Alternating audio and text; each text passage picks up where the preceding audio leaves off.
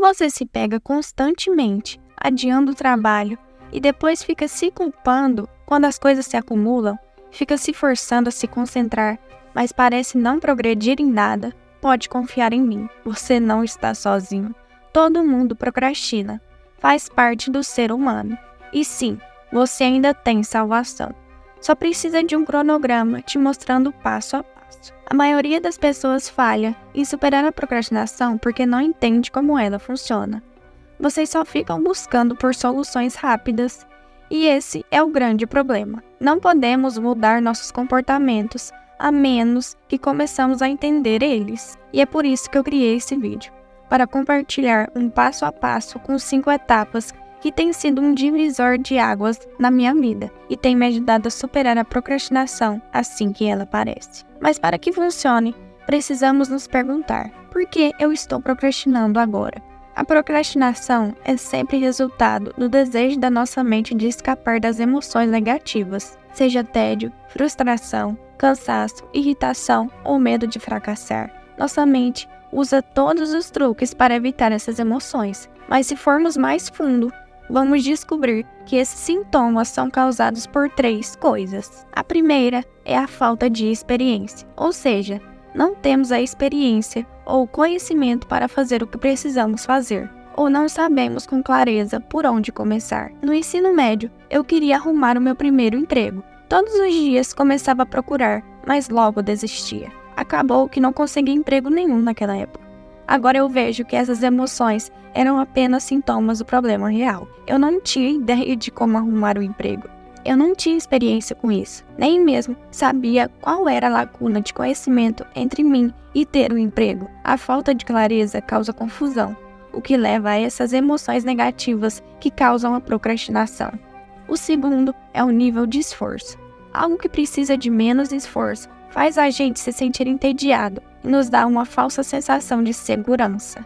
E o que precisa de muito esforço faz a gente se sentir sobrecarregado. Se o meu professor da faculdade me der um trabalho de 50 páginas sobre a neuroquímica do cérebro dos gatos, eu ia começar a me sentir ansiosa e sem vontade, pensando nas horas que teria que passar pesquisando para escrever aquele projeto. Eu acabaria procrastinando. Por outro lado, digamos que eu estude para as minhas provas, relendo minhas anotações 20 vezes. Eu ficaria tão entediada e irritada por ter que fazer uma tarefa tão monótona e passiva tantas vezes que acabaria me distraindo e procrastinando.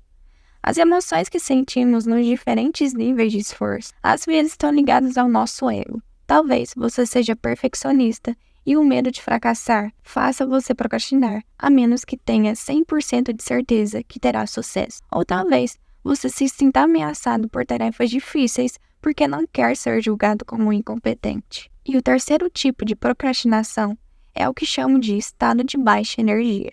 Todos nós temos uma curva de energia única, que é quando estamos mais focados e motivados para superar a procrastinação. E essa curva de energia é afetada pelo horário do dia, pelo ambiente ao seu redor. Vou te dar um exemplo pessoal. Várias vezes eu tentei estudar ou trabalhar durante a tarde e a noite, e sempre me batia aquela preguiça e ficava procrastinando as tarefas que tinha que fazer. Até que decidi mudar os horários e comecei a fazer as tarefas mais difíceis do meu dia logo de manhã, assim que eu acordasse. E foi assim que eu descobri minha curva de energia. Minha força de vontade para superar a procrastinação era muito mais fácil de acessar de manhã. Esse é o horário que eu não sinto aquela resistência do cansaço ou da preguiça. Descubra como é a sua curva de energia. Como você pode imaginar, tentar nos forçar a superar a procrastinação não funciona se não estivermos focando na causa raiz. Alguns de vocês podem assistir um vídeo do David Goggins e se motivarem a agir, mas para a maioria de nós, precisamos de uma abordagem melhor. E aqui está o passo a passo com 5 etapas que acabaram com a minha procrastinação. O primeiro passo é identificar a emoção que você está sentindo. Não fique lutando contra ela, apenas pare e observe. Que sentimento é esse? É medo? É sobrecarga? É tédio? É ansiedade? Pode ser mais de um deles ou todos eles simultaneamente. Às vezes, nós ficamos tão agitados que não conseguimos pensar claramente o suficiente para identificar nossas emoções. Nesse caso, existe um mecanismo fisiológico interessante que podemos usar temporariamente para limpar nossa mente. Se as emoções forem muito intensas, enche uma tigela grande com água gelada e mergulhe o rosto nela. Um banho frio também funciona. Isso provoca algo chamado resposta de mergulho. Quando a água gelada encosta no nosso rosto, nosso cérebro e corpo fazem uma espécie de reset total. Se você já fez isso, sabe do que eu estou falando. Nosso coração quase para, prendemos a respiração e todos os pensamentos que tínhamos instantaneamente desaparecem. E então, a partir desse novo lugar de tranquilidade, podemos revisitar essa emoção com uma perspectiva muito mais calma. O segundo passo é desconstruir a emoção. Agora que nós identificamos a emoção, precisamos dividi-la e determinar qual dos 3 tipos de procrastinação estamos lidando. Se é a falta de experiência, nível de esforço ou estado de baixa energia. Veja a sua situação atual, no seu ambiente e nas suas responsabilidades que você tem planejadas para a sua semana, como orientações para determinar por que essa emoção negativa apareceu. Você acabou de sair do trabalho? Isso pode ser um tipo de procrastinação relacionada à energia. Seus amigos estão te mandando mensagens te chamando para sair? Seu cérebro provavelmente está calculando um alto nível de esforço para continuar estudando. Você tem habilidades e o conhecimento para fazer um vídeo no YouTube? Você provavelmente encontrou uma lacuna de experiência que está se manifestando como sobrecarga, porque você não sabe o que precisa fazer. Que consequência emocional sua mente está tentando evitar? Esses são alguns exemplos de perguntas para pensar ao desconstruir uma emoção. E uma vez que você tenha desconstruído a emoção, passe para a terceira etapa. Criar um plano de ação que seja tão simples que seria burrice você não fazer. Vai ser um pouco diferente para cada tipo de procrastinação, mas a ideia é a mesma. Faça um plano de ação tão simples e os próximos passos tão claros que seja óbvio para você começar. Por exemplo, se você quer conseguir um emprego, faça um brainstorm de todas as tarefas que fazem parte dessa grande tarefa. Liste tudo o que você precisa saber para descobrir as lacunas de experiência. E em seguida, crie um plano em torno disso. O que eu preciso para conseguir um emprego? Provavelmente, vou precisar de um currículo, não é? Vou assistir um vídeo no YouTube sobre como escrever um currículo. Vou usar um currículo criado por inteligência artificial? E a partir daí, o que eu faço? Agora, vou listar todas as minhas experiências de trabalho e conquistas escolares. Depois, vou ter que encontrar empregos para que eu possa me candidatar. Então, vou pesquisar os empregos locais, vou perguntar às pessoas ao meu redor e assim por diante. E a qualquer momento que eu me deparar com uma lacuna de experiência, vou pesquisar ou perguntar a alguém. Para a procrastinação relacionada ao esforço, divida a tarefa em ações menores. Um trabalho de 50 páginas pode ser dividido em ler um artigo, resumir, escrever um parágrafo. Se ainda for muito difícil, simplifique e torne mais fácil. Escreva uma frase, escreva uma palavra. Se eu estiver me sentindo com pouca energia devido ao cansaço, como posso criar um plano de ação para lidar com isso amanhã? Não fique forçando o estudo, apenas tome um banho quente, vá dormir mais cedo, coloque o despertador para as 6 da manhã e tente novamente. Dessa vez com um plano claro e objetivo. Ao começar uma tarefa desafiadora, seja devido à falta de experiência, esforço ou energia, tire sua mente das emoções negativas. Se concentre em uma única ação que você pode realizar. Essa etapa é a mais desafiadora e que precisa de prática. A quarta etapa é começar seu plano de ação. Mesmo que não seja perfeito, é importante lembrar que planejar e pesquisar demais também é uma forma de procrastinação.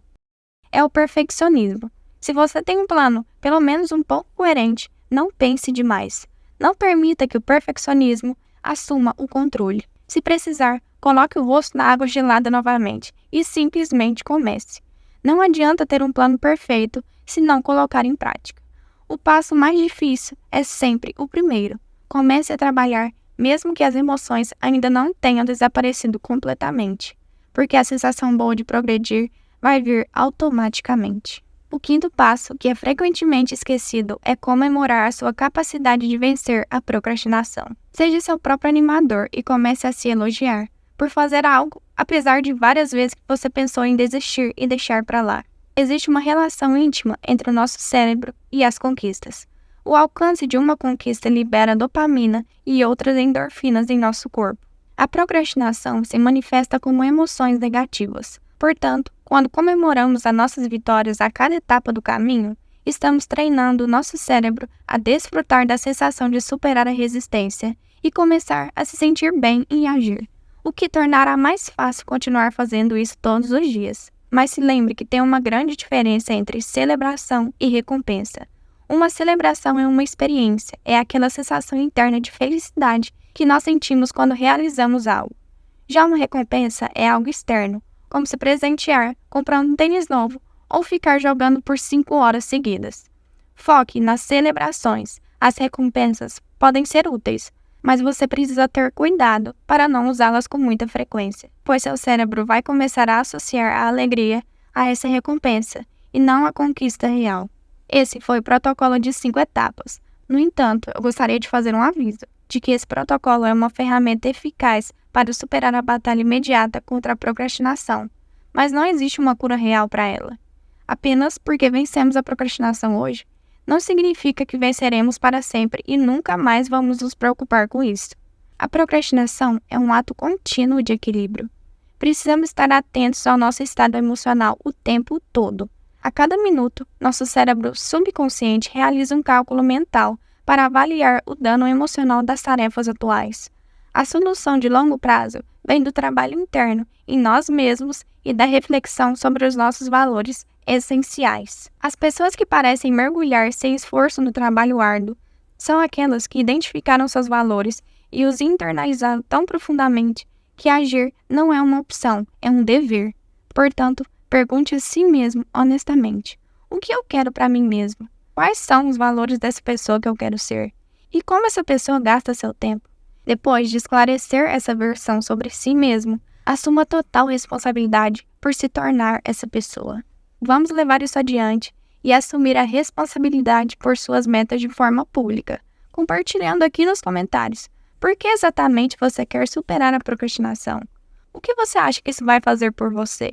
Vamos trabalhar juntos para reorganizar nossas vidas e eliminar a procrastinação de uma vez por todas.